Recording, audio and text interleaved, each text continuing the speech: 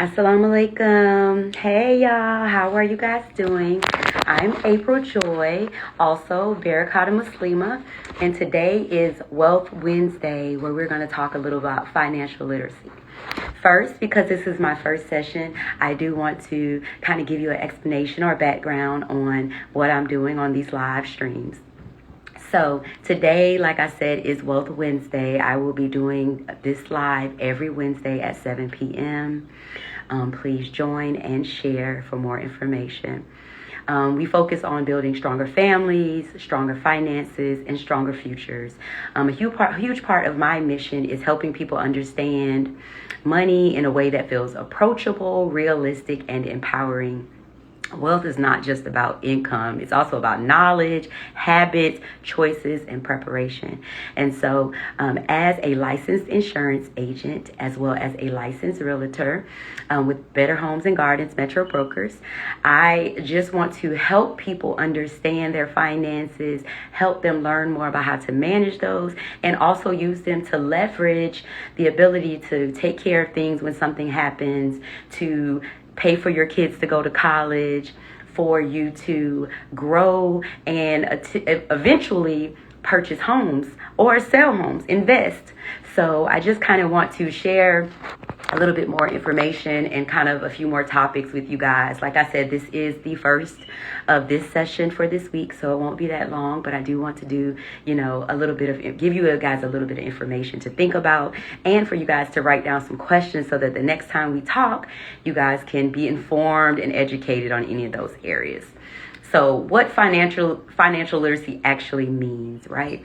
So it is the understanding and the application of your finances.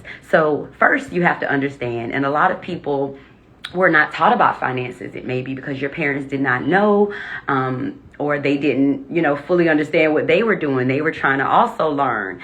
And I think it's a disadvantage when we're not made aware of what to do and how to manage things. A lot of times, especially when young people go off to college, if they don't know, they go and get credit cards. Now they want to go purchase a car because they need to get around without really understanding how those things affect them currently, but also in their future, right? So it's education related to your finance, and that includes debt, that includes credit, that includes savings, that includes a budget, proper insurance protection, because again, part of being educated is to also apply those skills into your day-to-day life.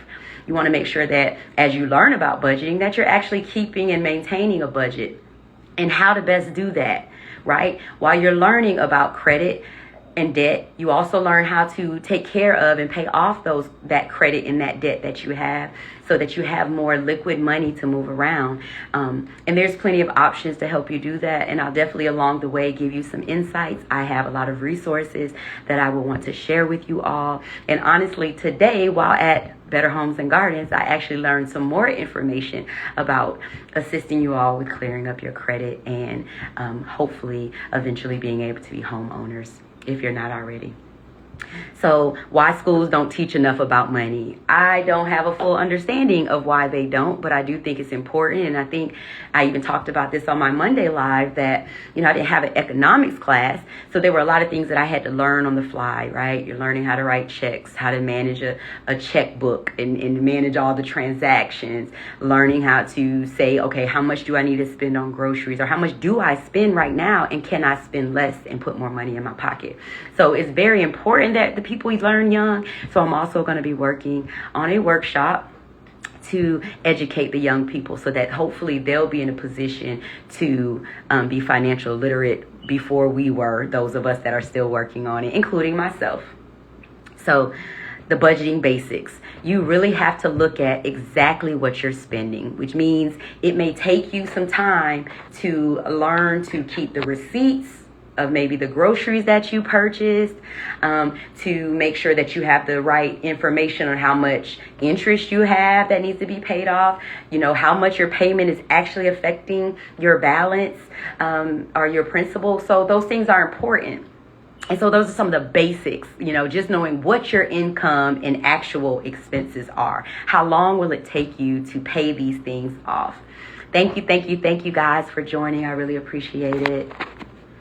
All right, so then the other thing, right? Credit awareness, understanding where there's good credit and where there's bad credit, right? Making decisions that put you in a place where you are at a deficit with your income versus your expenses. And that's something that is very important because you'll need potentially. Now, hopefully you make enough money, come on with me and be a realtor and an insurance agent and make enough money to buy your house's cash. That could definitely be a thing, right? But for most Americans working full time, they have to take out some type of financing because the average home, is running $300,000-$400,000, and a lot of people don't have that type of liquid money. Though, if they do start with their credit early and work on those things, then hopefully they will. Because wouldn't that be amazing? All right, Mr. Clark. Yes. All right, the importance of small, consistent habits. So if anybody knows anything about consistency in habits, working out, your health with dieting, your what you eat, all those things matter, and consistency only helps with that, right? So being consistent with only spending the $200 a month or whatever for your groceries, or only spending the $100 to eat out a month. Whatever those things are, whatever things you put into place to improve your situation, you have to be consistent. Consistency over time is much better than sporadic moments of doing things, right? Because it becomes a part of your day-to-day. You don't even think about it. You don't think about the money that's going into savings. You don't think about the money that's paying off a debt. And that allows you a little more freedom in your day-to-day and in your mental space, which is something that's very important, right? So wealth building versus survival mindset. A lot of times we're in survival mode. And a lot of that is because over the last, 20 years, there have been so many challenges economically, right? We're at war right now. 9/11 had an effect on the economy. COVID had an effect on the economy. A lot of things are, making us try to hustle and survive. But if you learn how to properly manage your finances, you have less of a hustle. You're looking for wealth. I'm building wealth. So I'm going to make these changes and apply these skills that I've learned right now to create the wealth that I'm looking for in the future. So I have a quick little engagement question. You don't have to answer, but if you do, awesome. Was financial literacy something you were taught growing up? Now I'm going to answer that. No. Okay? No. I didn't know about credit. I didn't really understand debt. And that definitely got me into a world of problems. And then moving to Atlanta and staying here created that hustle, because now I got to pay the rent. Now I got to pay bills, when a better option may have been to stay home, right? Stay at home and go to college locally. That could potentially be a big game changer in your life. And I'm seeing in the comments, that people are saying, Devon, D'Averick, no, we didn't learn about those things. And that is also plays into the role that I'll talk a little bit more about on Saturday's live about real estate, where the average, first-time home buyer is now 40, right? Because we went into unknowing and we went into hustle and survival, and wealth and generational wealth wasn't in the forefront. And hopefully we can get back to it being in the forefront for our children and our grandchildren, and even for us to potentially retire at some point, right? So, this is a judgment-free zone. Tawana says no as well. She didn't learn those things. She had to teach herself those things. We're learning along the way. And I want to be an asset in helping you get to that next place, because as I'm teaching you, I'm also learning new things, because everybody's situation is different. And being able to work with you all and assist you in getting to that next stage of your life financially, which alleviates stress, allows you to breathe, allows you to break, allows you to have a moment. Those are all things that we all need in our day-to-day. So as I said, it's a judgment-free zone. We're here to learn and grow together. So if you have a question, ask it. I promise you, there's no judgment in this, because we're all starting from somewhere. But if we start today, tomorrow will be better, right? It will. Again, I wanted to introduce a little bit more about what I'm doing, how these sessions will go. So each week I will present some different form of financial literacy, or a continuation depending on which topic. So I will go over debt. I will go over proper protection. I will go over managing your finances, paying off debt if you have it, how to manage the debt that you do have to make that and help allow that to grow and make your credit and things better. So each week I will come with different tips. A little bit about me, to go backwards a little bit. I was in the social service field for 25 years, and I was in hustle mode for a lot of that. And so now I've decided that I want to be in a position to make money and take care of my family. But the heart of me, of a person who has worked in social service, who has worked with children that have been abused and in foster care, and all types of things have happened to them, I have a servant's heart and I want to give back. So a part of me getting to the place that I'm trying to go with my generational wealth and my growth and my financial stability with my family is giving back to others to help them also accomplish their goals. For me, that touches my heart. And at the end of the day, if that leads to some cha-ching, amazing on all ends, right? We all win. You gain something, I gain something. And the main thing for me is that I feel like the education is needed.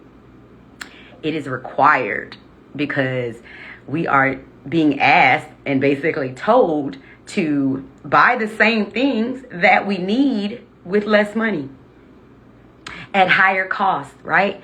So we have to learn how to take what we have and get the things we need the best way we can. And so by making smart, intelligent financial decisions consistently, that allows that. And that touches my heart to see someone move from one space into a better space, and then hopefully into a better space into the continuation of their life. And that really means a lot to me.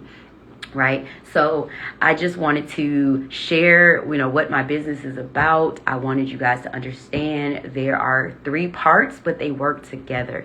The financial literacy really exposes and shares what is it that we need to work on. How do we work on them? Okay, now we know how to do these things. Now we also need to learn how to protect our assets that we have. If you have a $200,000 life insurance policy and you were to pass, but you own 3 homes with $200,000 mortgages each that you were helping contribute to take care of, what happens? Does your family lose everything? These are important things to consider that we don't always connect the dots on, but it's very important that we consider all those things because today is going to affect tomorrow. It just is. The decisions that I made a year ago are affecting me today, right? Stuff you may have decided 5 years ago. So even if it doesn't move as fast as you want it to move, as long as there's movement, you'll be in a better position tomorrow than you were today. And that's the most important thing. And thank God that He gives us an opportunity every day to wake up and try again, right? Alhamdulillah. I'm thankful for that because if we didn't have that opportunity, we'd be stuck, right? If God didn't say, tomorrow you wake up. And when you wake up, I've already given you the information today that you need to start tomorrow to get to that place that you're trying to go. So again, the next live is going to be on Thursday. It is going to be at 8 p.m. So tomorrow at 8 p.m. I will be going live. That will be on my personal Instagram page, which is Barakah the Muslima.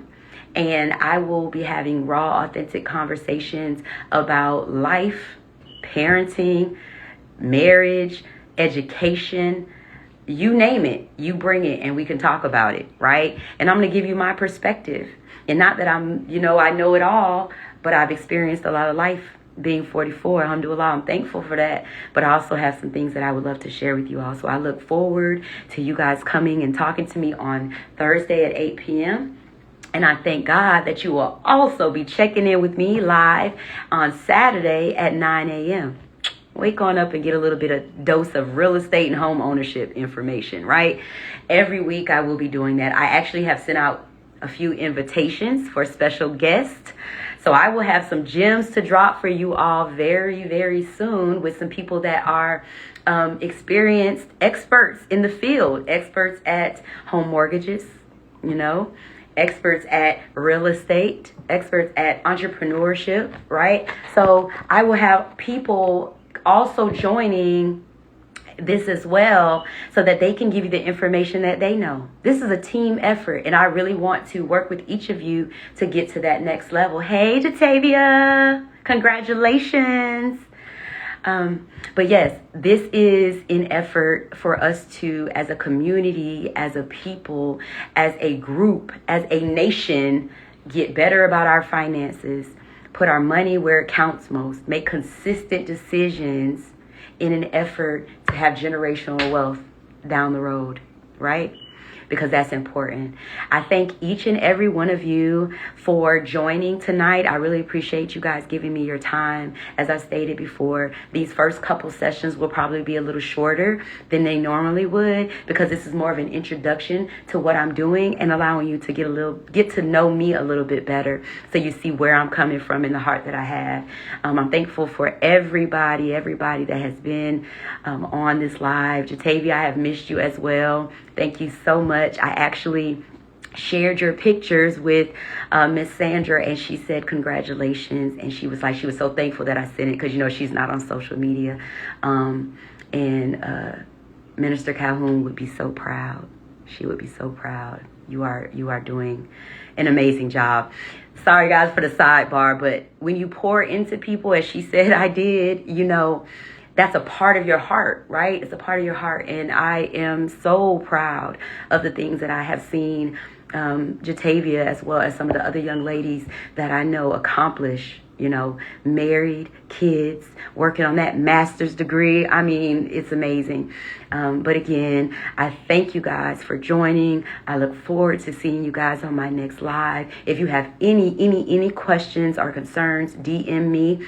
Text me, call me. My number is 678-656-2154. And my email address is april.martinez@metrobrokers.com. I love each and every one of you.